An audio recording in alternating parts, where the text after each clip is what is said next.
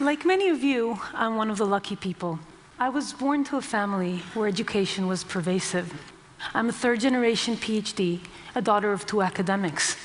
In my childhood, I played around in my father's university lab. So it was taken for granted that I attend some of the best universities, which in turn opened the door to a world of opportunity.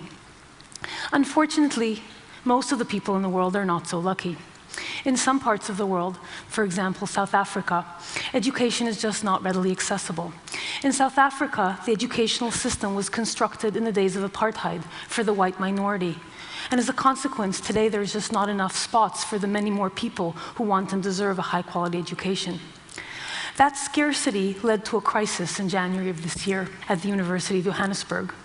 There were a handful of positions left open from the standard admissions process, and the night before they were supposed to open that for registration, thousands of people lined up outside the gate, in a line a mile long, hoping to be first in line to get one of those positions.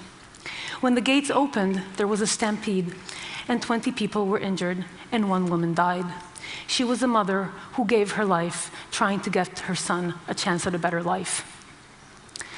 But even in parts of the world, like the United States, where education is available, it might not be within reach. There's been much discussed in the last few years about the rising costs of healthcare.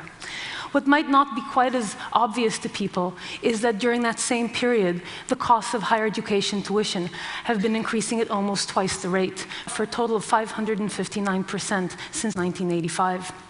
This makes education unaffordable for many people. Finally, even for those who do manage to get a higher education, the doors of opportunity might not open. Only a little over half of recent college graduates in the United States who get a higher education actually are working in jobs that require that education. This, of course, is not true for the students who graduate from the top institutions, but for many others, they do not get the value for their time and their effort.